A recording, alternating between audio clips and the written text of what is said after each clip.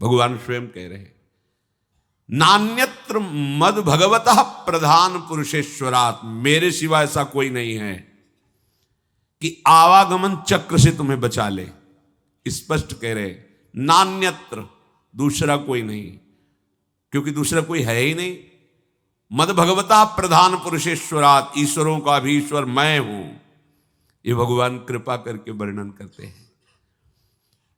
मेरे सिवा किसी का भी आश्रय लेने से तुम जन्म मृत्यु चक्र से नहीं बच सकते। उसके लिए इहलोक परलोक, शरीर, शरीर संबंध, शरीर संबंधी भोग, इन सब को भगवान है, भगवान का ही, उनको समर्पित करके तुम निश्चिंत होकर निरंतर भजन करो। तो भगवान कह रहे हैं, भक्त्या तान मृत्यु रति पारये। भक्तों के जीवन में भारी विपत्तियों का सामना करना होता है। क्यों? पापियों को तो ऐसा नहीं देखा जाता जैसा भक्तों को विपत्ति, क्योंकि इनका आखिरी जन्म है, अनंत जन्मों का हिसाब पूरा करना है। इसीलिए लोग डर जाते हैं कि भक्त होते हुए इनको इतना कष्ट, इनकी इतनी विपत्ति, तो मेरे तो आचरण ही ऐसे नहीं, जब इनके भजन का प्रभाव इनको सुखी नहीं कर सकता तो मेरे को क्या सुखी करेगा। तो ये अज्ञान है। भक्त को जो सुख प्राप्त है और प्राप्त होगा वो त्रिकाल में किसी अन्य साधना वालों को भी प्राप्त नहीं होता। फिर विषयी पुरुषों की तो बात है, तुम उन्हें सुख समझ रहे हो। जो अच्छे से अच्छे पदार्थ खाने के बाद 6 घंटे के बाद मल बन जाता है, चाहे जितना सुंदर पेय हो, मूत्र बन जाता है। और ऐसे थैले में, ऐसे शरीर में राग करना, ऐसे शरीरों में सुख भोग करना, कौन सी बुद्धिमानी है? कौन सा सुख है जो तुम्हें तृप्त कर पाया अब तक? महाभाग्यशाली जन हैं जो विवेक का आश्रय लेकर इस व्यवहार प्रपंच को करते हुए निरंतर भजन परायण, जिसका जीवन भगवान में समर्पित है, ऐसा चमत्कार प्रकट होता है आंतरिक। ये बाह्य मायाकृत है, वो किसी साधना से नहीं, क्योंकि साधन पक्ष भी देखा, कृपा पक्ष भी देखा। जब किसी भक्त का किसी परिवार में अवतार होता है, अवतरण होता है, जन्म होता है, तो वहां विध्वंस लीला प्रारंभ हो जाती, विनाश लीला। इससे प्रायः संसारिक लोग समझने लगते हैं बड़ा मंगल हुआ।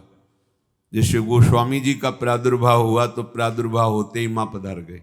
मतलब इतना प्रबल कृपा वपु भक्त है कि प्रकट होते हुए इस माता को परम पद में, एक दिन के लिए भी अब मृत्यु लोक में नहीं रहना, तुमने मुझे जन्म दिया सीधे परम पद में। संसार क्या देखता है? जन्मते ही मां को खा गया। संसार का स्वरूप अलग है। दासी ने, पिता तो नफरत ही करने लगे थे गोस्वामी जी के। जब दासी ने धाय मां ने पाला, वो भी पधार गई। अब तो लोग तुलसीदास जी को देखना पसंद नहीं करते थे कि इतना भागी है कि जो इसे थोड़ा भी प्यार करे उसके यहां अमंगल हो जाता है। ज्यादा दिन सेवा नहीं करनी पड़ी, परम पद पहुंचा दिया धाय मां को भी। ऐसे ही जो इहलोक परलोक के सारे भोगों का प्रभु में समर्पण कर देते हैं, तो उनके ऊपर ऐसी विशुद्ध कृपा होती कि बिना साधन के पूरे का पूरा परिवार परम पद का अधिकारी हो जाता है। एक महाभागवत अनन्य भक्त श्री चंद्रहास जी महाराज, उनके पावन चरित्र का अपने लोग श्रवण करते हैं। इससे भक्ति बहुत घनीभूत होती है। भगवान व्यास देव जी ने इस महान पावन चरित्र की रचना करके फलस्तुति में लिखा है, जो चंद्रहास जी के चरित्र का श्रवण और मनन करेगा उसके हृदय में हरि चरणों में अमोघ प्रीति हो जाएगी, अनन्य भक्ति हो जाएगी। चंद्रहास जी केरलाधिपति पूर्व माशीद राजा सुधार्मिक, राज्यम चकार मेधावी विधिवत पालयन महीम, तस्य पुत्रो भवन मूल नक्षत्रे बहुभाग्यवान। केरल देश में एक परम मेधावी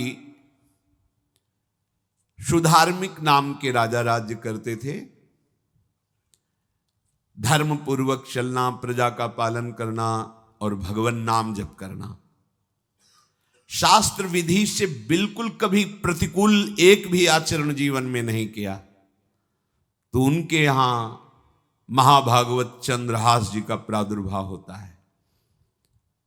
भगवान के भक्तों का जिस कुल में प्रादुर्भाव होता है, वो कुल, वो ग्राम, वो नगर, वो देश परम पूजनीय हो जाता है।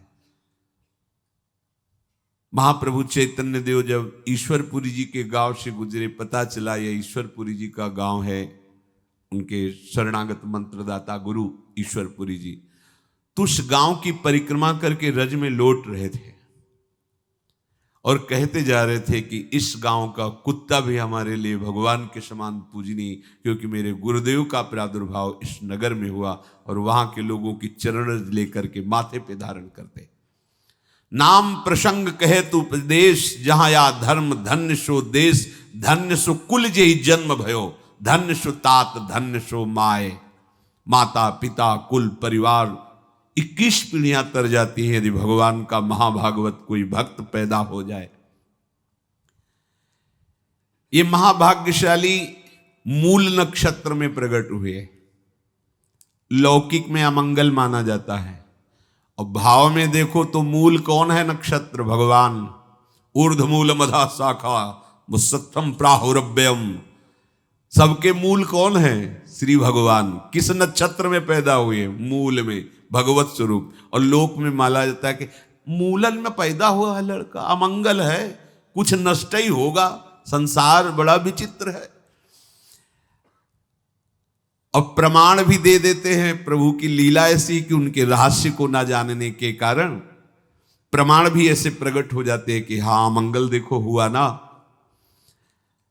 इधर बधाई प्रारंभ है कि राजकुमार का प्रादुर्भाव हुआ है। जैसे गोस्वामी जी जन्मते ही श्री मुख से उच्चारण किया राम, अहो भाग। बालक रोते हैं, गोस्वामी जी रोए नहीं थे, प्रकट हुए तो बोले राम। चंद्रहास जी प्रकट हुए तो बोले कृष्ण। जैसे बालक रोता है ऐसे उनकी आवाज में निकला कृष्ण कृष्ण। बड़ा आनंद हुआ सुधार्मिक राजा को कि हमारे कोई महाभागवत पधारा है, क्योंकि ये भजन करके पूर्व जन्म में ऐसी भागवती की स्थिति प्राप्त की कि अबोध अवस्था में ही श्रीमुख से कृष्ण नाम निकल रहा है। आनंद उत्सव मनाया जा रहा है।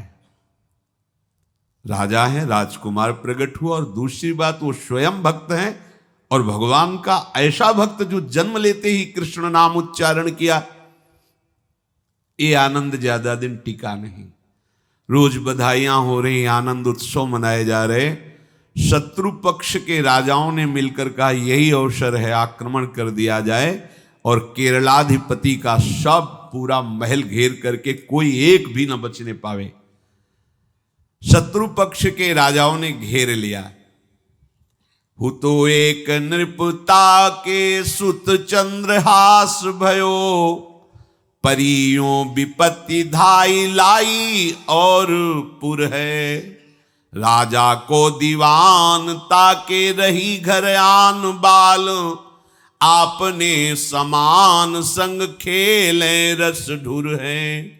भयो ब्रह्म भोज कोई ऐसोई संयोग बन्यो, आए वे कुमार जहां विप्रन को सुर है। बोली उठे सबे तेरी सुता को जो पति है, हुओ चाहे जान सुन गयो लाज घुर है। आसपास से राजा और सैनिकों ने घेर लिया।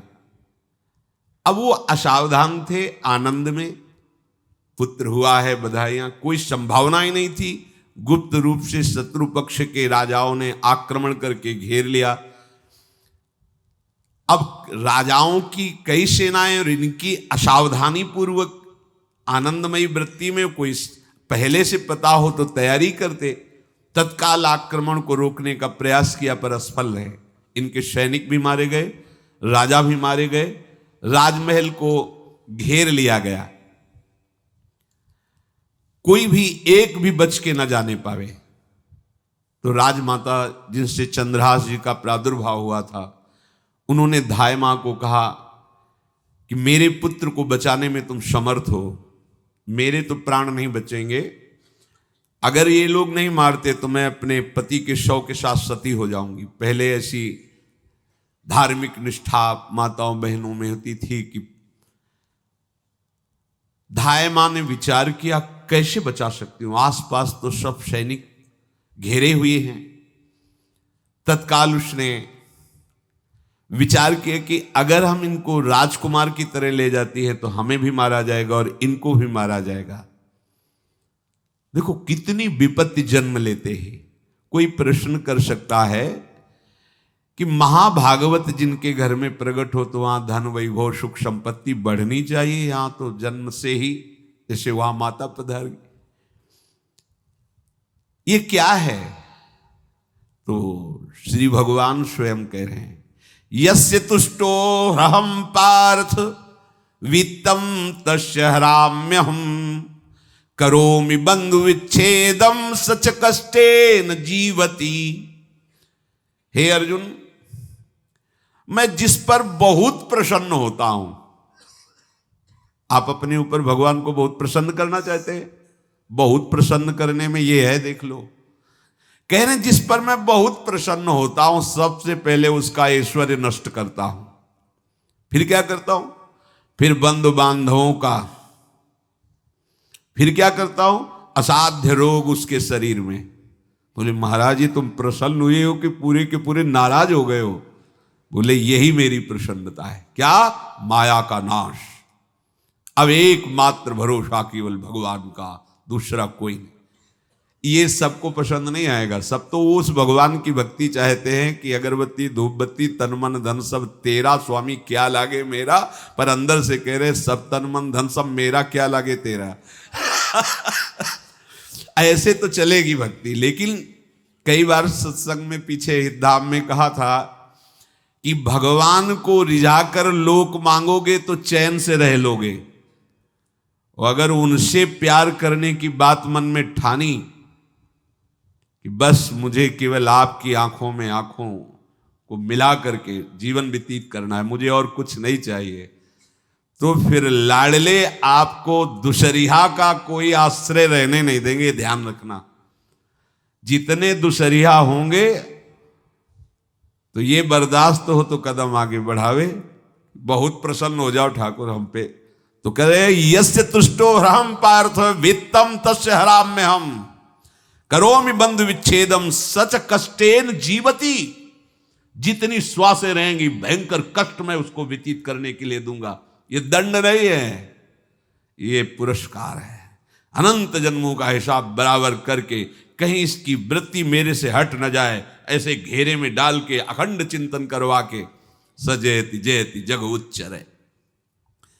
जाको करत श्याम सहाई प्रथम वर्णो कृपा क्रम हो विषय मूल गवाई। कुल कुटुंब बल वित्त हीनो दीन के दुखदाई। आपने को करजु लीनो आप ही अपनाई। कह रहे हैं अब मैं वर्णन करता हूं श्याम सुंदर जिस पर कृपा करते हैं उस पर कैसा बर्ताव करते हैं। बोले सबसे पहले उसके विषय भोगों का नाश कर देते हैं, फिर दूसरी कृपा कोई परिवार का, कोई मित्र, कोई रिश्ते नातेदार उसकी तरफ देखेगा भी नहीं। फिर ऐसा दुख प्रदान करते हैं कि केवल एक भरोसा रह जाता है, एक भरोसा, एक बल, एक आस विश्वास, बस नाथ आपके सिवा अब हमारा कोई नहीं। बस वहीं से जो चमत्कार प्रकट होता है, त्रिभुवन में कोई उसकी समानता नहीं कर सकता जिस पर ठाकुर की कृपा है। पर इस कृपा को हजम करने के लिए इसीलिए संत संग किया जाता है कि पहले से वो तैयार कर देते हैं। जैसे आर्मी की ट्रेनिंग होती है ना, ट्रेनिंग के बाद भी बॉर्डर में लगाया जाता है, ऐसे ही संतजन ये ट्रेनिंग देते हैं। अब जो टिके तो टिके, नहीं तो घर बैठे जाके, और अगर टिक गया तो गुरु मेहरबान तो चेला पहलवान, भगवान भी परास्त नहीं कर सकते।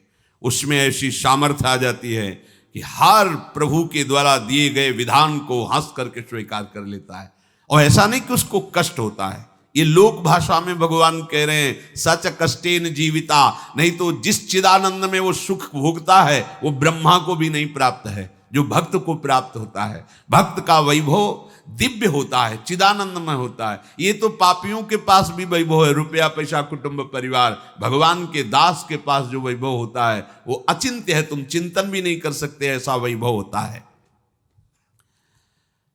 धाय मां ने सेविका का रूप तत्काल लिया, जिससे पोछा झाड़ू लगाने वाले, और कुछ दोने पत्तल डाले, उनके नीचे चंद्रहास जी को डाला, ऊपर से करके इसे माथे पे रख के निकली।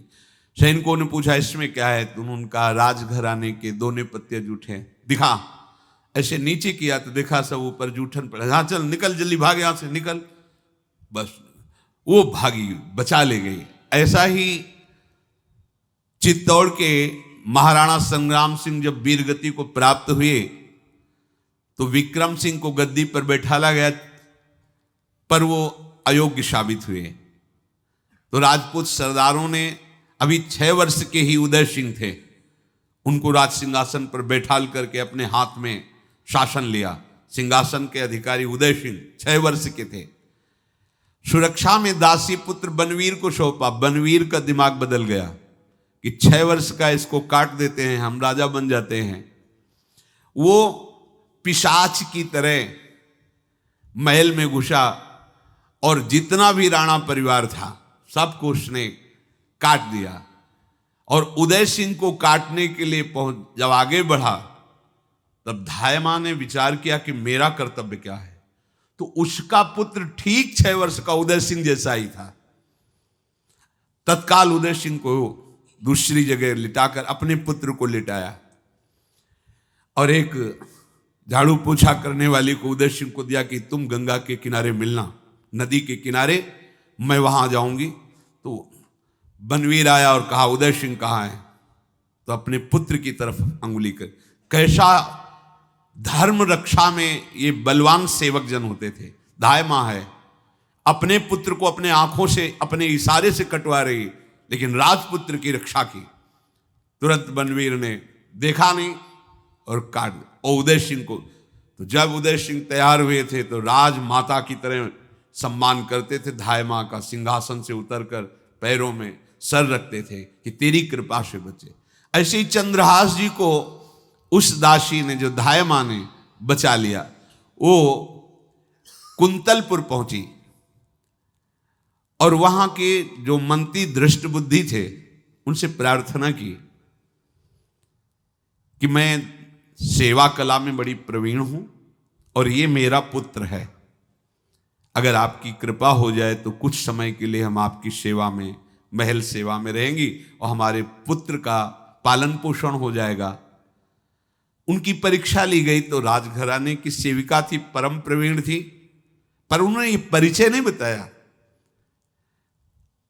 विधि विधान से राज्य की सेवा में प्रवीण दासी पाकर उसको अच्छा लगा, ठीक है आप रह सकती है। अभी चंद्रहास जी 3 वर्ष के ही थे कि धाय मां पधार गई और ये हर समय कृष्ण कृष्ण कृष्ण कृष्ण कृष्ण नाम इनके चलता रहता था। शोभर्कस्त्रयाब्दिको गौरो लक्षणैरभिलक्षितः ततः सपंचत्व मगमत्र धात्री बालम विनाशति। अब जो उनका दुलार करने वाली थी धाय मां, वो भी पधार गई तो कौन उनकी तरफ देखे। पर बहुत ही गौर वर्ण, बड़े ही सुंदर।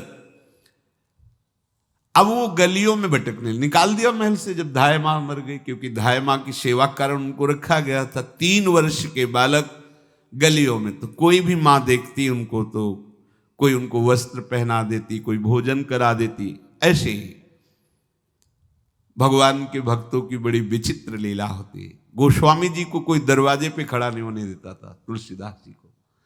अगर वो किसी भूख से प्रेरित होकर बाल रूप ही थे किसी के दरवाजे, अरे बड़ा भागा इसको हटा दो, जन्मते माँ मर गई, धाय माँ भी मर गई, कोई भी अगर इसे एक रोटी देगा तो विपत्ति आ जाएगी। तो साक्षात भवानी अन्नपूर्णा अम्बा एकांत में गोस्वामी जी को भोजन पवाती थी आकर के, दुलार करके। ऐसे ही यहां चंद्रहास जी को जो भी माता बहन देखती कुंतलपुर के गलियों में, तो कोई वस्त्र, कोई स्नान करवा देती, कोई काजल लगाती, कोई भोजन पवा देती। परमहंसों जैसा जीवन कट रहा है। कृष्ण कृष्ण कृष्ण कृष्ण। 14 भुवनों में जिनकी अव्याहत गति है, जो सबको देखते रहते हैं, श्री देवर्षि नारद जी। ये कृष्ण कृष्ण बोलता है बालक, और इसका हरि के सिवा कोई नहीं। तो एक दिन एकांत में बैठे हुए थे बालक चंद्रहास जी, नारद जी पधारे हैं, भाई जी से मिले हैं। स्वप्न में कितने महापुरुष मिलते हैं जो भजन ठीक से करते हैं, ये बड़े बड़े महापुरुष आकर के उपदेश करते हैं। ये त्रिकाल सत्य हैं, कोई ऐसा नहीं है कि ये कहानी हैं, अभी हैं। जहां आप भगवत चिंतन करेंगे तो आपको परिचय बड़े बड़े महापुरुषों का मिलने लगेगा। नारद जी आए तो देखा आंख बंद किए हुए चंद्रहास जी कृष्ण कृष्ण कृष्ण कृष्ण कृष्ण ऐसा उच्चारण कर रहे। त्रिकालज्ञ सर्वज्ञ नारद जी ने देखा कि ओहो, इतना छोटा बालक और कृष्ण कृष्ण बोल रहा है। नारद जी ने स्पर्श किया दुलार करते हुए, सुनो आंख खोलो। आंख खोल के देखा श्री देवर्षि नारद जी। नारद जी ने कहा, देखो हम तुमको एक अमोघ वस्तु देते हैं, और एक छोटी सी शालिग्राम की इतनी बड़ी शिवग्रह शालिग्राम का जो वो दिया। बोले धो के पी लेना और दिखा के पा लेना, यही तुम्हारी सेवा पद्धति है।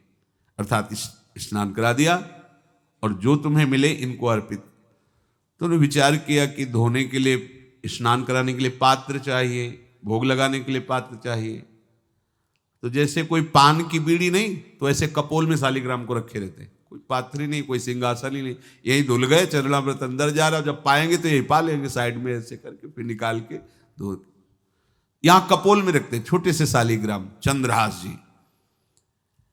और उपदेश किया भगवान के मंत्र का। जब कोई भगवत प्राप्ति के लिए चलता है तो भगवान ही गुरु रूप से प्राप्त होते हैं, वहां तक तुम्हें पहुंचा देते हैं या उन महापुरुष को आपसे मिला देते हैं। जब कोई भगवत प्राप्ति के लिए जहां चलता है तो ये भगवान अपनी तरफ से कृपा करते हैं। ये दृष्ट बुद्धि के जो महल में धायमान ने इनका आश्रय स्वीकार करवाया था, उसके एक पुत्र थे मदन जी, वो बड़े भागवत थे। और एक पुत्री थी जिसका नाम था विषया, वो बड़ी सुंदर थी, अभी छोटी अवस्था की ही थी। मदन जी का स्वभाव था भक्तों को भोजन पवाना। जो भगवत भाव के जन होते हैं उनके हृदय में ऐसा उत्साह होता रहता है कि जो वैष्णव हैं, संत जन हैं, इनको भोजन पवाने का मतलब श्री भगवान को भोजन पवाना। भक्तमाल में भी वर्णन है कि जैसे गर्भवती मां को आप कुछ भी पवाओ तो बालक की पुष्टता अपने आप होती है, ऐसे संतों के हृदय में भगवान विराजमान प्रगट रूप से हैं। जब हम संतों को भगवत भाव से भोग पवाते हैं तो साक्षात भगवान ही पाते हैं। और मदन थे भगवत भाव के, तो उन्होंने बुलाया बड़े बड़े भक्तों को और ब्राह्मणों को। जब ब्राह्मण और भक्त पा रहे थे तो खेलते खेलते चंद्रहास जी भी वहीं चले गए और उन्होंने भी वहां प्रसाद पाया। अब बड़े बड़े ब्राह्मणों में एक ज्योतिषाचार्य थे। दृष्ट बुद्धि जी ने हाथ जोड़कर प्रणाम किया और अपने परिवार को प्रणाम करवाया और कहा, यह हमारी पुत्री है। दृष्ट बुद्धि जी ने कहा, आप इसका हाथ देकर बताइए, इसको वर कैसा मिलेगा, कैसा ऐश्वर्य होगा। दृष्ट बुद्धि मतलब दुष्ट बुद्धि, ऐसा ही था वो। पर बड़ा विचित्र खेल है, इसकी बुद्धि एकदम विपरीत और पुत्र महाभागवत। भगवान का खेल है, वो भक्ति विरुद्ध और पुत्र भागवत। उन्होंने कहा वर, ऐसे दृष्टि डाली चंद्रहास जी वहीं पार, वो है इसका वर। वो इसे धाय का, एक दासी का लड़का हमारी पुत्री का वर बने। बोले शायद आपने ध्यानपूर्वक रेखा नहीं देखी, वो हम देख लिए हैं, यही है तुम्हारी पुत्री का वर। तो पर्यो सोच भारी कहा करो यो विचारी, अहो सुता जो हमारी ताको पति ऐसो चाहिए, डारो या ही मार या को यह है विचारी, तब बोली नीच जन कहो मारो ही दाहिए, लेके गए दूर देखी बाल छवि पूर, हम योनि पर धूर दुख ऐसो अवगाहिए, बोले अकुलाए तो ही मारेंगे सहाय कौन, मांगो एक बात जब कहो तब बाहिए। दृष्ट बुद्धि ने विचार किया कि एक भिखमंगा हमारी राजकुमारी पुत्री का दूल्हा बनेगा। पंडित जी को तो दक्षिणा दी, विदा किया और सैनिकों से कहा घर से निकलने न पावे बालक, क्योंकि ज्योतिष पक्की, ज्योतिष शास्त्र सत्य है पर उसका सम्यक ज्ञान होना चाहिए।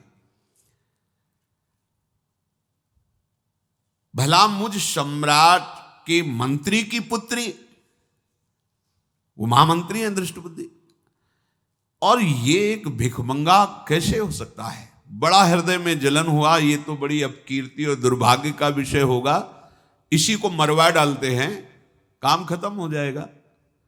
निश्चय किया और जल्लादों को बुलाया और कहा बालक जो पंगत में भोग पा रहा है इसको ले जाओ और जंगल में मार के, और इसका कोई अंग हमें काट के दिखाओ कि हम मार, मतलब पक्का मार देना है। क्योंकि वो इतने सुंदर थे, इतने सुशील थे, इतने प्यारे लगते थे कि कोई भी मारने के लिए तैयार, इसीलिए उसने शर्त रखी इनका अंग काट करके हमको प्रमाण में दिखाया जाए कि मार दिए गए हैं। ततो देवास भगवान चांडालास्तान मुमुहत मोहितास्त्वन्त्यजा वाक्य मब्रुवन कीदृशः शिशु। चांडालों ने हाथ पकड़ा चंद्रहास जी को, ले गए। चंद्रहास जी का स्पर्श करते हुए उनको ऐसा दुलार होने लगा हृदय में, जैसे मां को अपने बच्चे से दुलार होता है। स्पर्श करते, दरस परस अघनाश, भक्त का स्पर्श ही पापों का नाश कर देता है। वो दो जल्लाद आपस में कहने लगे भाई जीवन हो गया लोगों को मारते हुए, कभी कोई पुण्य का काम नहीं किया। ये देखो भक्त संग का प्रभाव। इस सुकुमार विशाल नेत्र, कैसा सुंदर बालक जो हमारे चित्त को चुरा रहा है, इस दुष्ट बुद्धि मंत्री ने आदेश किया मारने का। भला इससे क्या बिगाड़ा इनका, क्यों मारना चाहता है? देखो वैसे तो मां पापी है ही है, क्योंकि जल्लाद घर में जन्मे हैं, पूर्व जन्म के पापों के अनुसार इस जन्म में न जाने कितनों को हमने काटा है। पर पता नहीं क्या हो रहा है, मेरे हृदय में ऐसी हिम्मत नहीं आ रही कि इस बालक को मैं मार सकूं।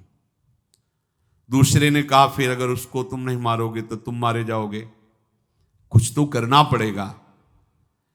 नहीं नहीं, इस छोटे से बालक से क्या किसी को नुकसान। एकांत जंगल में ले गए और कहा तुम जानते हो हम तुम्हें किस लिए बुलाए हैं? चंद्रहास जी बालक थे, 5 वर्ष की आयु अब हो गई थी, तो उनका मुझे पता नहीं कि आप क्यों लाए हैं। बोले हम जल्लाद हैं, तुम्हें मारने का हुक्म दृष्ट बुद्धि ने दिया है, मारना तो पड़ेगा ही तुम्हें। हमारी इच्छा नहीं कि मारें, पर हम तुम्हें अंतिम बात पूछते, तुम्हें कुछ भी पसंद हो, कुछ भी, तो तुम कहो हम तुम्हारे लिए ला के देंगे, जो तुम्हें चाहिए बोलो, पर हमें वध करना पड़ेगा तुम्हारा। तो उनका मुझे कुछ और नहीं चाहिए, बस थोड़ा सा समय चाहिए। यदि आप मारना ही चाहते हो तो थोड़ा हमारी पूजा है हम कर लें, इसके बाद मार लीजिए। आपको तो बल है, अस्त्र हैं, मैं तो बालक हूं।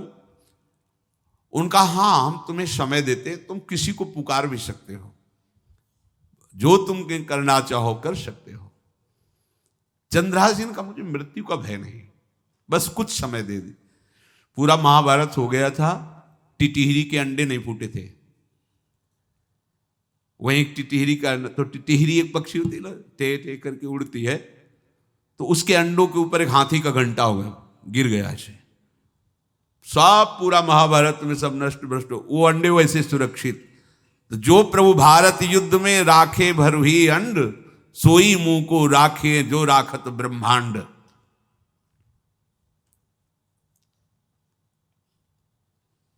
मैं तो अनाथ हूं, श्री कृष्ण के सिवा कोई मेरा है नहीं, मैं किसको पुकारूं?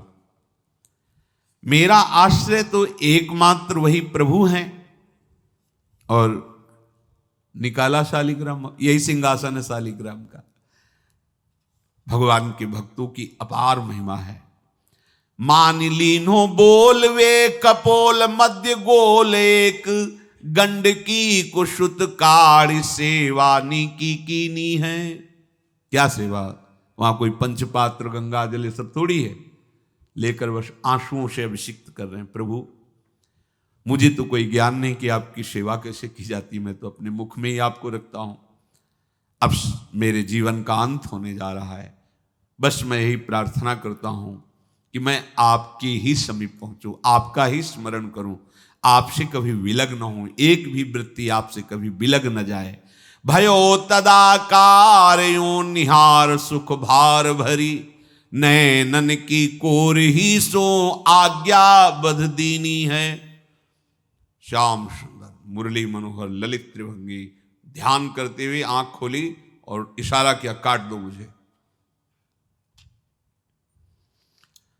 जल्लादों ने जब देखा आंसू चल रहे ऐसा, वो बैठ गए अस्त्र रख के और कहने लगे, भाई तुम मुझे मार दो, भले भले वो दृष्ट बुद्धि मुझे, मैं इस बालक को नहीं मार पाऊंगा, मेरी हिम्मत नहीं। अब कुछ भी हो, मेरा वध हो जाए, पर मैं इस बालक को, गिरे मुरझाई दया आई कछु भाए भरे, ढरे प्रभु और मति आनंद शोभिनी है।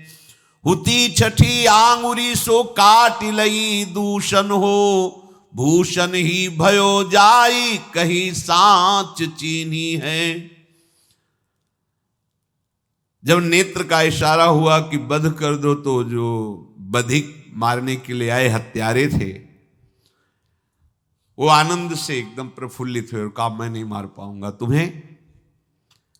तो एक ने कहा, देखो एक उपाय मुझे दिखाई दे रहा है, इस बालक में विशेषता तो है ही, पर इसके पैरों में देखो, बाएं पैर में एक छठी अंगुली भी है, किसी किसी को होती है। गांव में तो कहते हैं छंगू या छंगा, जिसे होता है ना गांव में, और ये छंगा मतलब 6 अंगुली के। बोले इसको अगर काट लेते हैं तो प्रमाण भी सत्य, जिसकी कसम खवाएगा मैं खा लूंगा कि ये चंद्रहास जी के है, और मैं मार दिया। और कौन इस बालक को ढूंढेगा, जंगल में छोड़ देते हैं, अपनी तो सामर्थ्य नहीं। बधिकों ने, जल्लादों ने ऐसा ही किया और जाकर अंगुली दिखा दी, मैं बालक का वध करके आ गया हूं। उनको यह कि लाखों बार इन्होंने वध किया, तो संशय का कोई रिश्तेदार थोड़ी है, वो तो बालक है, उसको मारने में क्या। हाँ ठीक है, मार दिया गया। अब वो जो चले गए तो अंगुली जो कटी थी उससे रक्त प्रवाह हो रहा है। कृष्ण कृष्ण जगन्नाथ वासुदेव जनार्दन, हे कृष्ण हे जगन्नाथ हे वासुदेव हे जनार्दन, ऐसे नाम उच्चारण करते हुए मूर्छित हो रहे हैं चंद्रहास जी। वो छोड़ करके जल्लाद चले गए। चंद्रहास जी भगवान का स्मरण कर रहे हैं, तो जितने जंगल के मृग हैं वो सब मंडलाकार घेर के ऐसे। एक हुमा नाम का पंछी होता है, अगर उसके पंखे की छाया पड़ जाए तो चक्रवर्ती सम्राट का वैभव प्राप्त होता है। और वो भीड़ की भीड़ पक्षी आकर चंद्रहास जी के ऊपर ऐसे घेरे हुए हैं। आसपास मृग मृगी मृग शावक सब घेरे हुए हैं। बीच में चंद्रहास जी कृष्ण गोविंद दामोदर माधव ऐसे उच्चारण कर रहे हैं। जो भगवान के चिंतन में मगन रहना अपना स्वभाव बना लेता है, तो देखो ऐसे हत्यारों के हृदय में भी दया गई, क्योंकि दया समुद्र भगवान का स्मरण जो करते हैं उनमें ऐसी महामहिम दिव्यता आ जाती है। कोई भी कितना भी निर्दयी हो, अंदर से वो भले जल रहा है द्वेष के कारण, पर कहीं ना कहीं ये द्वेष आंतरिक राग का सूचक हो। वो भी भक्त को प्यार करता है, पर भक्ति ना होने के कारण वही उसका राग द्वेष में बदल जाता है। कोई भी हो, अंदर से जब भक्त के प्रति जलन पैदा करता है तो उसमें मूल होता है भक्त की महिमा, भक्त का महत्व, पर उसे ना प्राप्त, जैसे कहते हैं कि वो अंगूर खट्टे हैं और हट नहीं प्राप्त कर पाए तो अंगूर खट्टे हैं, बकाया महत्व तो सब के अंदर होता है। दुष्ट से भी दुष्ट के अंदर भगवान के भक्तों का महत्व होता है, क्योंकि सबके हृदय में भगवान विराजमान है। अब चंद्रहास जी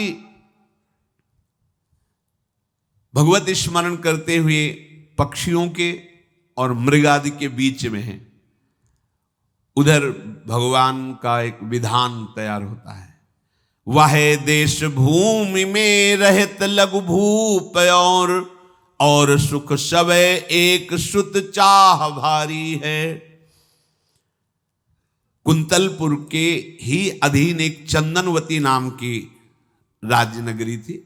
वहां के राजा थे, उनके पुत्र नहीं हो रहा था, तो उन्होंने बहुत से दान पुण्य यज्ञ आदि किए। गृहस्थी धर्म में पुत्र ना होना एक बहुत अमंगल सूचक होता है। पितरों को पिंडदान करना, तृप्ति करना और गृहस्थ परंपरा को आगे बढ़ाना, पुत्र ऐसा। और जिसके गृहस्थ धर्म में होते हुए पुत्र नहीं होता, उसे शास्त्रों में लिखा पुत्र नाम के नरक की भी प्राप्ति होती है ऐसे। पर अगर वही गृहस्थ जिसके पुत्र नहीं हुआ और बाल कृष्ण को अपना पुत्र मानकर उनकी सेवा करे तो परम पदवी को प्राप्त हो जाए। संतान नहीं हुई तो दोनों विरक्त होकर वृंदावन वास करो, भजन करो, श्री जी को प्राप्त हो जाओ। पर अगर गृहस्थ में है तो पुत्र की कामना बड़े बड़ों को देखी गई, क्योंकि ऐसा सिद्धांत है। जब दशरथ जी महाराज चक्रवर्ती सम्राट, जब उनकी भी बहुत अवस्था हो गई, पुत्र नहीं हुआ तो व्याकुल हो गए और वशिष्ठ जी के चरणों में जाके बैठे कि सब कुछ है, पुत्र ना होने के कारण हमारा हृदय व्याकुल रहता है। उन्होंने श्रृंगी ऋषि को बुलाकर पुत्रष्टि यज्ञ करवाई, जिससे भगवान 4 रूपों में प्रकट हुए, राम लक्ष्मण भरत शत्रुघ्न।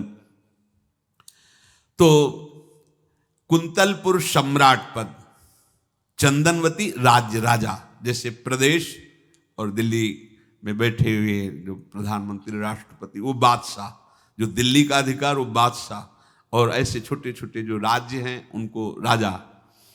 तो ये चंदनवती के राजा कर दिया करते थे, प्रत्येक राजा को कर देना होता था बादशाह को।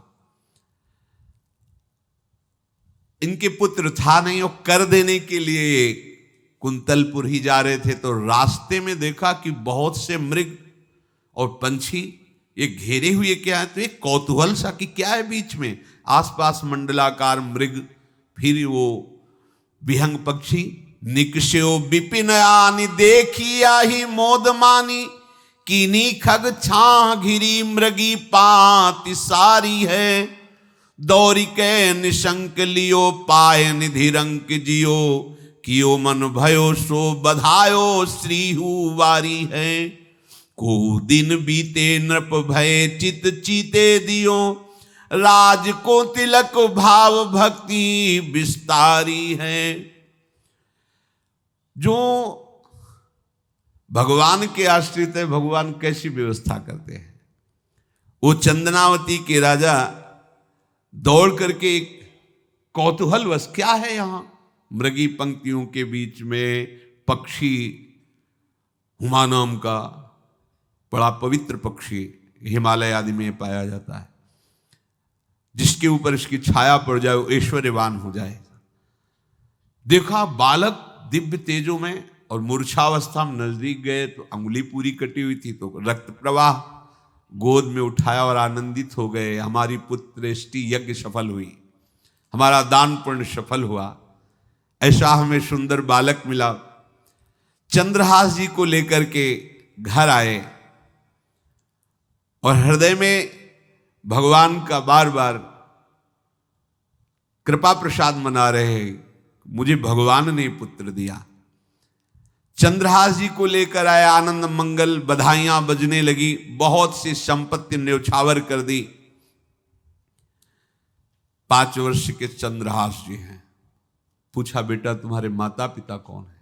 तो कहा श्री कृष्ण। परिवार में कौन है? श्री कृष्ण। मतलब तुम्हारा कोई नहीं है?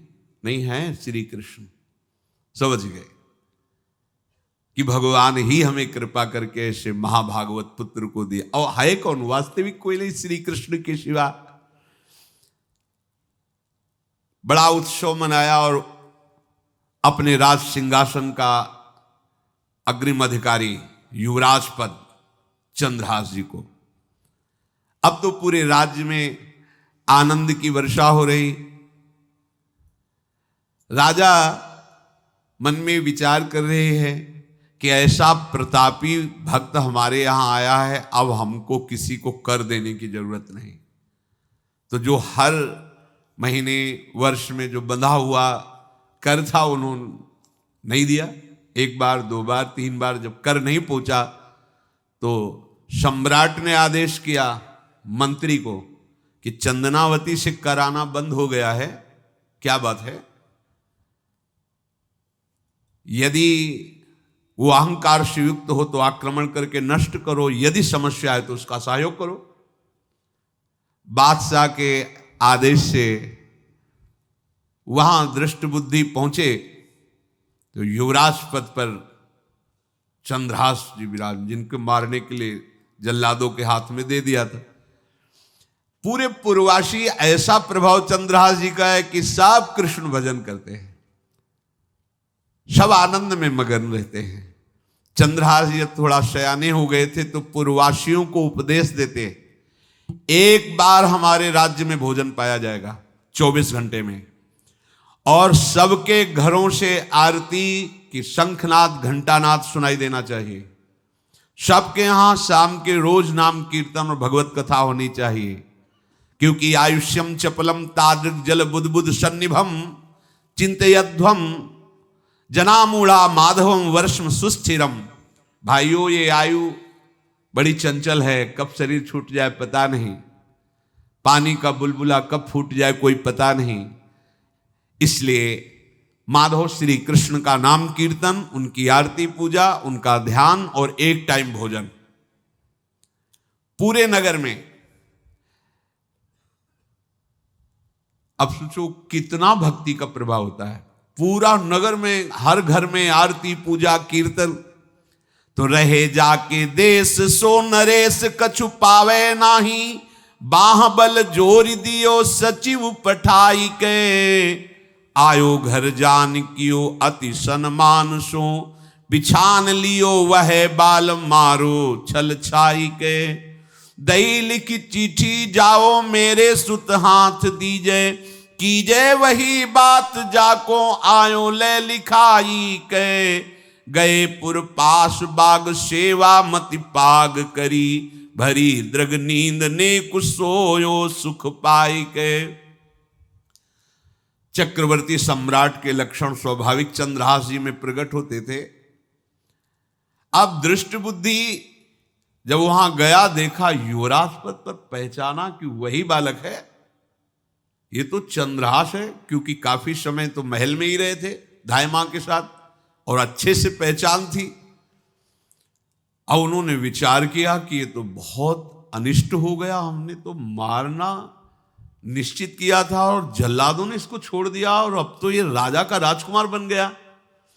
तो राजा से कहा कि पहली बात, युवराज पद पर बैठालने के पहले तुम्हें सम्राट को सूचना देनी चाहिए थी। दूसरी बात, अभी तक तुमने कर नहीं दिया। जानते हो कि अगर सम्राट का भाव बदल गया तो एक क्षण में तुम्हारे राज्य को नष्ट कर दिया जाएगा। तो राजा ने हाथ जोड़कर, चंदनावती के राजा ने कहा, महाराज आप ही अब हमारी रक्षा कर सकते हो।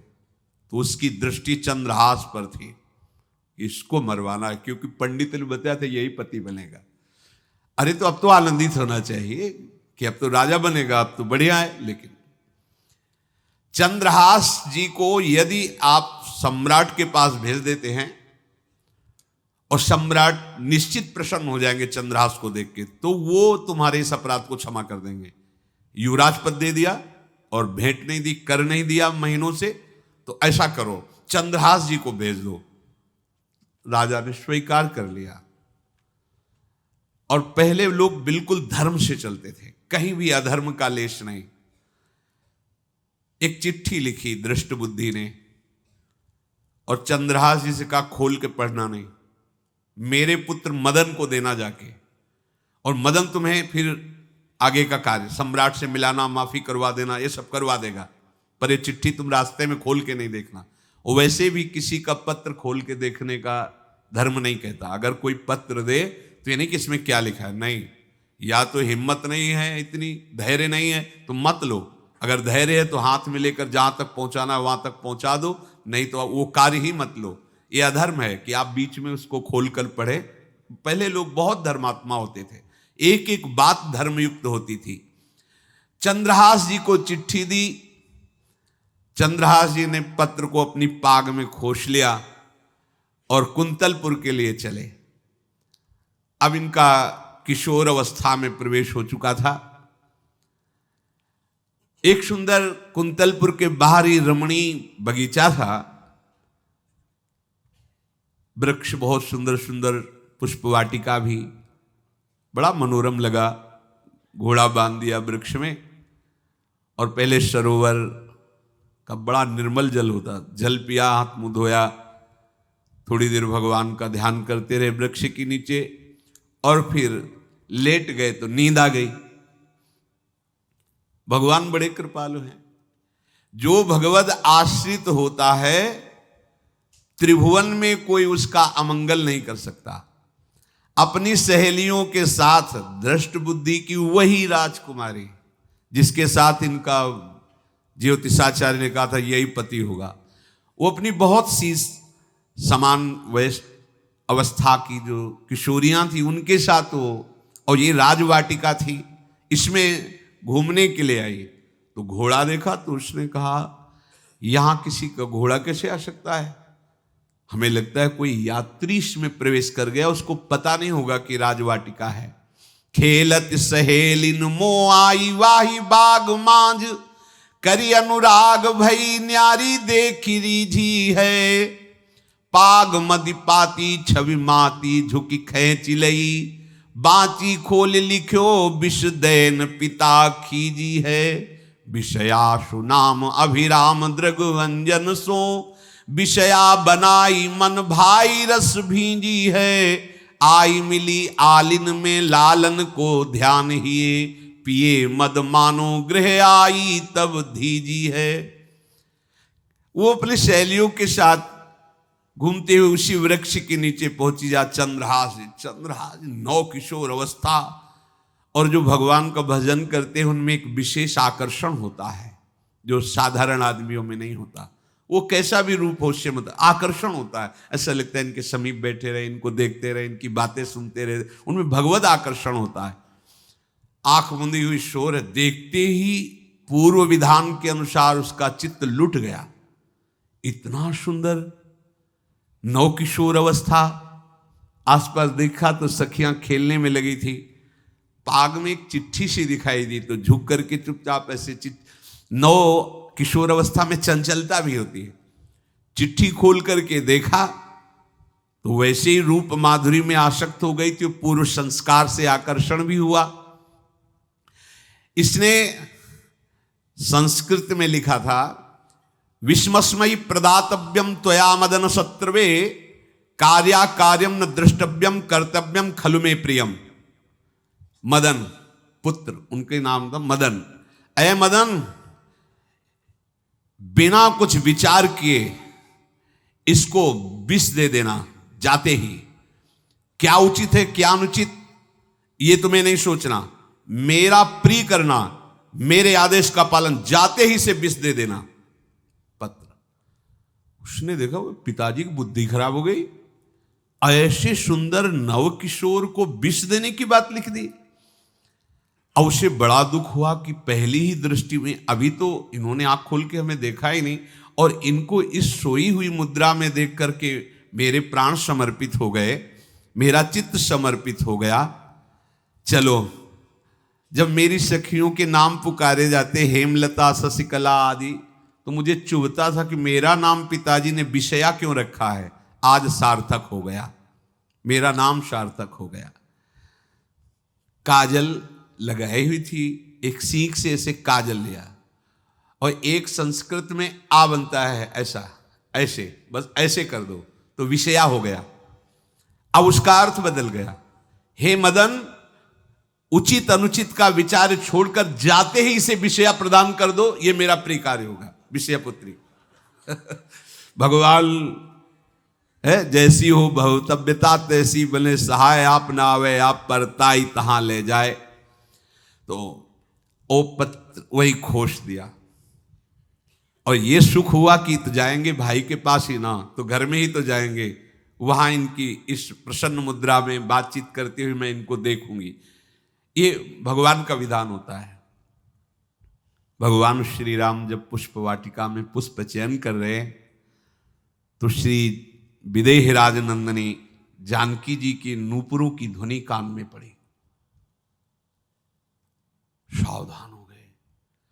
लक्ष्मण जी से कहते, लक्ष्मण आज तक मेरे मन में ऐसा नहीं हुआ, ये नूपुर और कंकन की ध्वनि मेरे मन में व्याकुलता पैदा कर रही, और रघुवंशियों का स्वभाव ऐसा नहीं है। ये किसकी हो सकती है नूपुर ध्वनि?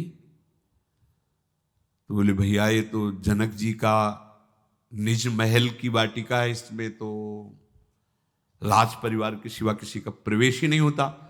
ऐसे ही बात कर रहे थे कि सामने से श्री विदेह राजनंदनी किशोरी जी जानकी जी को भगवान के पसीना आ गया माथे पे ऐसा सुंदर स्वरूप। और लक्ष्मण जी से कहते, लक्ष्मण मुझे अपने मन पे विश्वास, मर्यादा पुरुषोत्तम भगवान, मुझे अपने मन पे विश्वास है कि कभी भी इसमें हलचल नहीं, पर आज कुछ हम संभाल नहीं पा रहे। ये विधान होता है ना, जानकी जी को देख, तो ये भगवान का विधान होता है जो ऐसा पवित्र भाव वाले।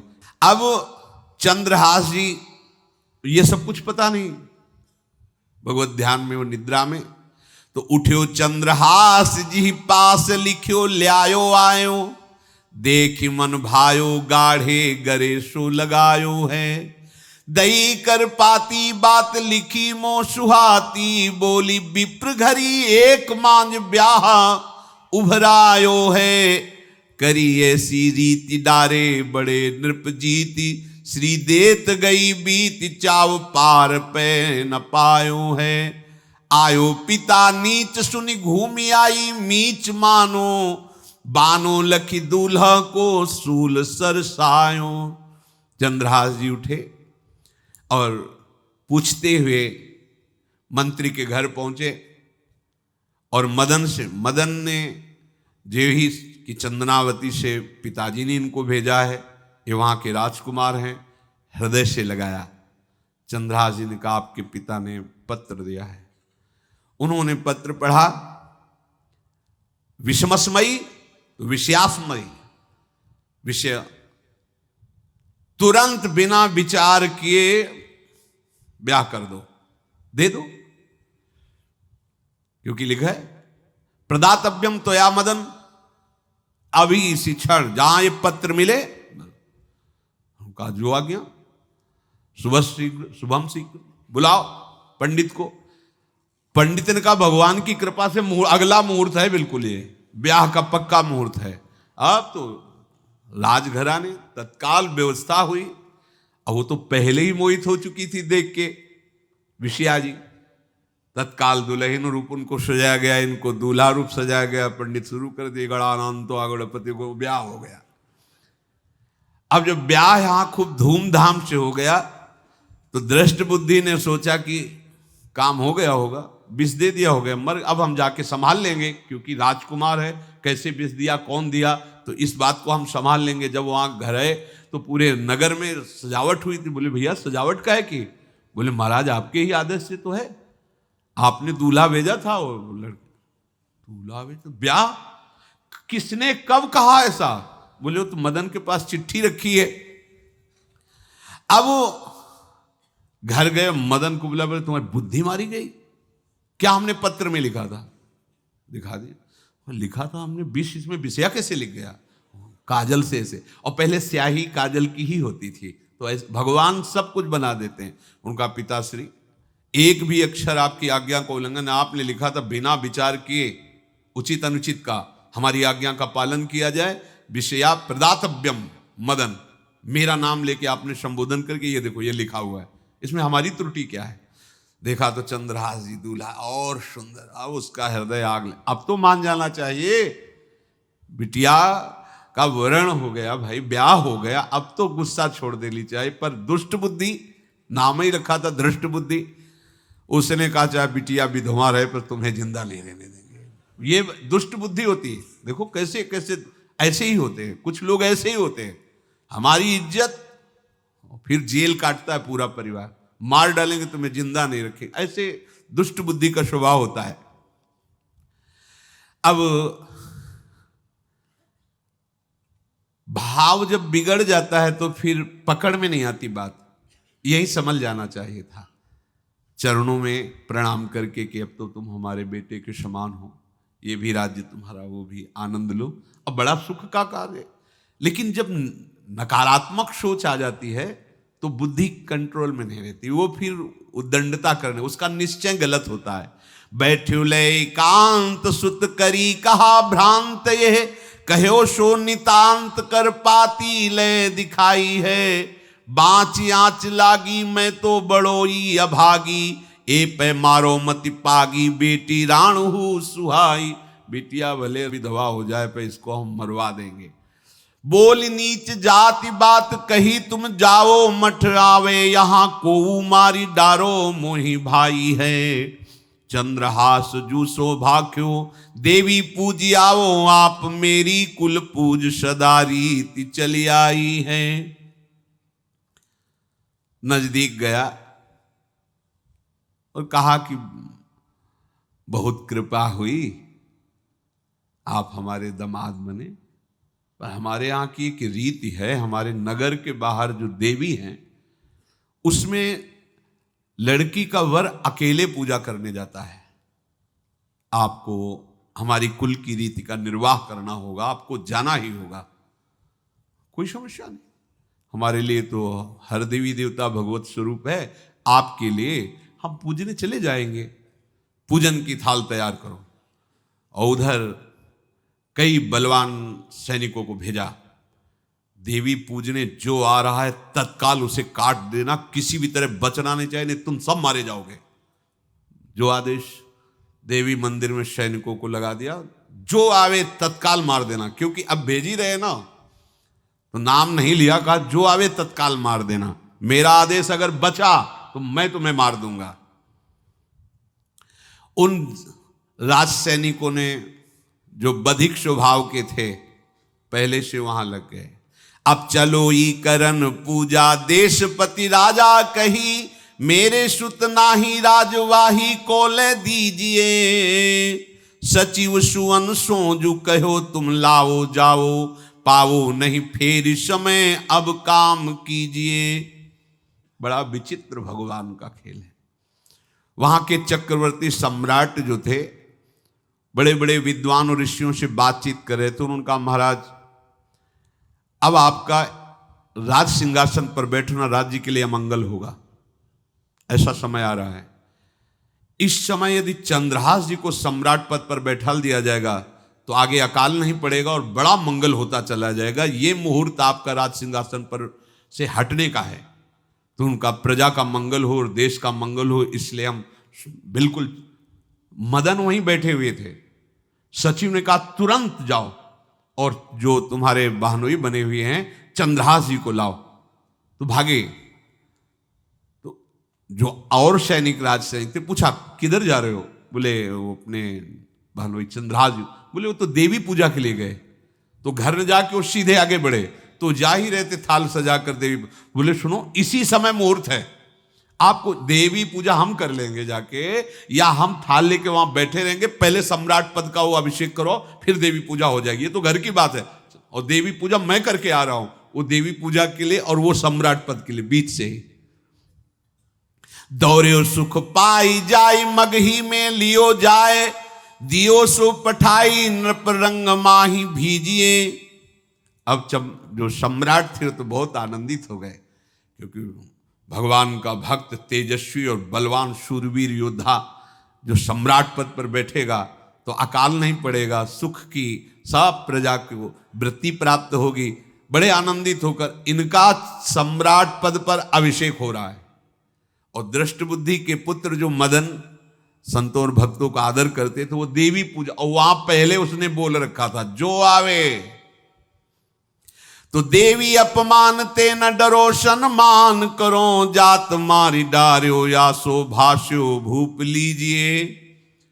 चंद्रहास जी का सम्राट पद पर अभिषेक और मदन जी का देवी मंदिर में प्रवेश, और सैनिकों ने काट के फेंक दिया मदन को। ये जो पे कृपा रघुपति कृपाल की, बैर और की कहा सरे, होई न बाको। बार भगत को जो कोई कोटि उपाय करे, गोस्वामी तुलसीदास जी लिख रहे, भगवान का कृपा पात्र जो भक्त है, किसकी ताकत है कि उससे बैर कर सके। चाहे कोई त्रिभुवन में हो, भक्त का बाल बांका नहीं कर सकता, चाहे करोड़ों करोड़ों उपाय कर ले। और तके नीच जो मीच साधु की, सो पामर ते मीच मरे। वेद विदित प्रहलाद कथा सुनि, को न भगति पथ पाम धरे। अगर तुम जिस भाव से साधु को नीचा दिखाना चाहोगे, वही भाव तुम्हारा सर्वनाश कर देगा। वैसे ही देखो सर्वनाश हुआ ना, एक ही पुत्र, और इसके आदेश से वह उल्टा खेल हो गया, पुत्र की ही हत्या हो गई, और चंद्रहास जी को सम्राट पद पर अभिषेक किया जा रहा है। अब दृष्ट बुद्धि ने बड़ी प्रसन्नता अंदर है कि वो तो मार दिया गया होगा।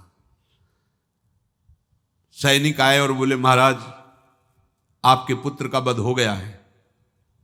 पुत्र का वध कैसे? बोले आपने कहा था जो आए उसे मार देना, तो आपका पुत्र ही थाल लेकर पूजन। वो तो चंद्रहास, बोले उनका तो अभिषेक हो गया सम्राट पद पे,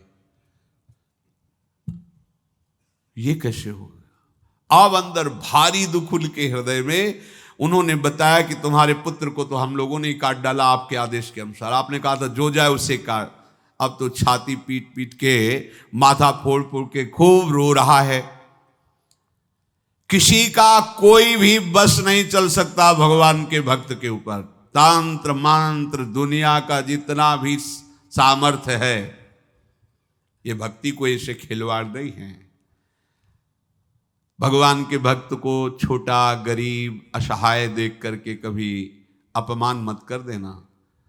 दुखिया को न सताइए, क्योंकि दुखिया देगा रोए, और जब दुखिया के मुखिया सुने तब तेरी गति का होए। ऐसा मत समझना है भिखारी हैं, बेकार हैं, ऐसा है क्या है हमारे पास सब कुछ है। कुछ नहीं, एक तमाचा में काल के सब मिट्टी में मिल जाओगे।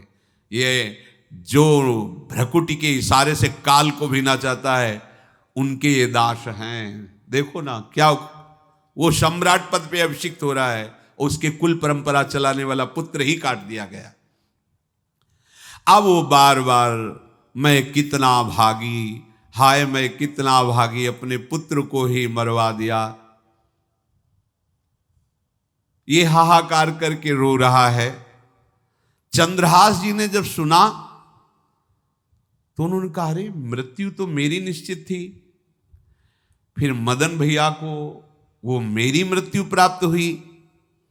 नहीं नहीं, ऐसा नहीं हो सकता, मैं अभी जाता हूं। वहां गए, देखिए सब कटे, अंगों को रखा, भगवान का ध्यान करते स्मरण करते से हाथ फेरा, उठ के बैठ गए। अब ये घटना तो उनको पता नहीं थी, दृष्ट बुद्धि को उन्होंने खोपड़ी फोड़ करके अपनी हत्या कर ली। उनको जिला के आए तो फिर उनको जिलाया और कहा पिताजी अब कृष्ण कृष्ण जपो। अब उनकी बुद्धि शुद्ध हुई और भगवान का आश्रय लेकर के वो अपने जीवन को भगवत भक्ति में बनाए। तो जो भगवान का भक्त है उससे द्रोह करने वाले को भी परम मंगल ही देते हैं भक्त। पर भक्ति में अनन्यता की आवश्यकता है। प्रारंभ इहलोक परलोक के सारे सुखों को भगवान के चरणों में समर्पित करके किसी व्यक्ति वस्तु स्थान का आश्रय नहीं होना चाहिए। कैसे जानोगे कि आपके हृदय में किसी व्यक्ति वस्तु स्थान का आश्रय है या प्रभु का? क्योंकि जो इस तरह से निकल पड़े उनकी तो बात अलग है, लेकिन जो घर में रह रहे हैं, राज परिवार में रह रहे हैं या सुख भोग में रह रहे हैं, वो कैसे जानेंगे कि हमारा आश्रय भगवान का है कि नहीं? जब आपको कोई विपत्ति पड़े तो उसी समय देखो आपका मन किधर गया। किसी फोन नंबर पर, किसी व्यक्ति के संबंध के लिए या किसी बल पर गया तो आश्रय भगवान का भी नहीं है। यदि सीधे भगवान पर गया, सीधे कहीं नहीं गया, सीधे भगवान पर, आश्रय भगवान। कोई सुख सम्मान हर्षोल्लास की बात आई तो अपने गुण पर गया, अपनी महिमा पर गया या भगवान की कृपा पर गया? अगर सीधे भगवान की कृपा पर गया कि ये तो हमारे प्रियाजू की कृपा से है, मुझ अधम के ऐसे भाग्य कहां, ये तो मेरी लाडली जू की कृपा। कोई विपत्ति आई, कोई परेशानी की बात नहीं, लाडली जो है ना, बस बड़े से बड़े सुख में और बड़े से बड़े दुख में, दोनों में हमारी चित्त की वृत्ति आराध्य देव की तरफ जा रही है, तो जान लो आपका भगवद आश्रय। और भगवद आश्रय है तो ये ऐसी चमत्कारमयी वृत्ति है कि इससे बड़ा कोई साधन नहीं। प्रायः इसका परिचय नहीं प्राप्त हो पाता। मदाश्रया एक दिन बोले भी थे, बहुत अमृत में शब्द है ये, बड़ी कृपा, पढ़ सब जाएंगे, पर मदाश्रया की स्थिति ये केवल कृपा पात्र को ही प्राप्त होती है। बिल्कुल महाप्रभु इसी का संकेत कर रहे हैं। दूरादपास स्वजनान सुखमर्थ कोटिम, सर्वेषु शब्द है, सर्वेषु साधनवरेषु चिरम निराशा। तो अब क्या हुआ? केवल गोरे चरणारविंद का आश्रय। तो बोले वर्षंत में वो सहजाद्भुत, सहज शब्द है, साधन शब्द नहीं। साधन के लिए तो कहा सर्वेषु साधन वरेश, जो श्रेष्ठ श्रेष्ठ सब साधन है उनका आश्रय नहीं। आश्रय किसका? भोरी गोरी किशोरी के चरणारविंद का, राधा नाम का आश्रय। तो क्या होगा? बोले इतने मात्र से ही वर्षंत में उस सहजाद्भुत सौख्य धाराम श्री राधिका चरण रेणु महम स्मरामी। इसी से प्रियाजू की प्रेम वर्षा आपके हृदय में हो जाएगी। हमें केवल आश्रय पर ध्यान देना है। आश्रय, यदि हम प्रभु को भूल गए तो आश्रय कैसा? यदि हम किसी की तरफ ऐसी वृत्ति रखी कि ये कभी काम आएगा तो आश्रय कैसा? बस ध्यान रखना है, अगर आप आश्रित हैं तो परम पद आपकी जेब में है, मान लो। बहुत गूढ़ दोहा है ये हरिराम व्यास जी का। काहू के बल भजन को, काहू के आचार, व्यास भरोसे कुंवर के सोवत पाओ। भरोसो दृढ़ इन चरणन केरो। बस दृढ़ता पूर्वक हमारी महारानी जी के चरणों का आश्रय, और जिभ्या से राधा राधा राधा, कुछ दुर्लभ नहीं। देख लेना आप, कुछ दुर्लभ नहीं, सच्ची मान लीजिए। अंतर और बाहर से निहाल कर देंगे श्री जी। यही परलोक, हम नहीं कह रहे, हमारे आचार्य कह रहे, यही परलोक, यही परलोक। भक्ति सुख पावत नहीं कह रहे, सकल सुख पावत शब्द को पकड़िए। तुम यही तो चाहते हो ना कि सारे सुख मुझे मिले। तो हरिवंश महाप्रभु हित सजनी जो प्रिया की निज अंग सेवी हैं, वो कह रही कि कसम से कह रहे, हमारी बात मान लो। कसम से सब कब बोला जाता है? जब लगता है पता नहीं है विश्वास करे कि ना करे, तभी नहीं कहा। मेरी सौ का मतलब जानते हो? यही कसम से कह रहे हैं, अगर हमारी बात मान लो ना, ई परलोक सकल सुख पावत, मेरी सौ। भैया कृष्ण गुण संचु, श्री प्रियालाल के नाम का जब, प्रियालाल का आश्रय परम सुख प्रदान करने वाला है। चाहे जैसी विपत्ति आवे, चाहे जितना विरोध हो, चाहे जैसा दुख हो, घबराना नहीं। ये दुख विपत्ति ही हमारे प्रभु का साक्षात्कार कराने के लिए भेजी गई है। पक्का मानना, ये विपत्ति दुख आ रहा है, मानो प्रभु आने वाले हैं। जैसे अरुणोदय होता है तो पता चलता सूर्योदय होने वाला है, ऐसे जिस भक्त के जीवन में दुख विपत्तियां घेरने लगे तो जान लेना भगवत साक्षात्कार होने वाला है। प्रायः बड़े बड़े महाभागवतों के जीवन में जब भगवत साक्षात्कार का समय आया तब देखो, प्रताप राय जी का चरित्र सुनाया था एक बार कि उनको छल से लोगों ने फंसाकर जेल भेज दिया। जेल में वो इस बात से दुखी थे कि ठाकुर सेवा करने को नहीं मिल रही, मेरे ठाकुर जी ऐसे भूखे। तो वो प्रभु से रो के कह रहे थे कि प्रभु मुझे ये सब अपमान और ये जितना बंधन मिला इसका दुख नहीं, हमें दुख इस बात का है कि आपकी सेवा नहीं। उसी समय प्रियालाल जेल में ही उनको साक्षात्कार। तो ये विपत्ति, ये अपमान, ये दुख हमारा साथी है जो हमें प्रभु से मिलाएगा। हमें घबराना नहीं है, उबना नहीं है, एकमात्र भगवद आश्रय और भगवत चिंतन। श्री राधा वल्लभ लाल की।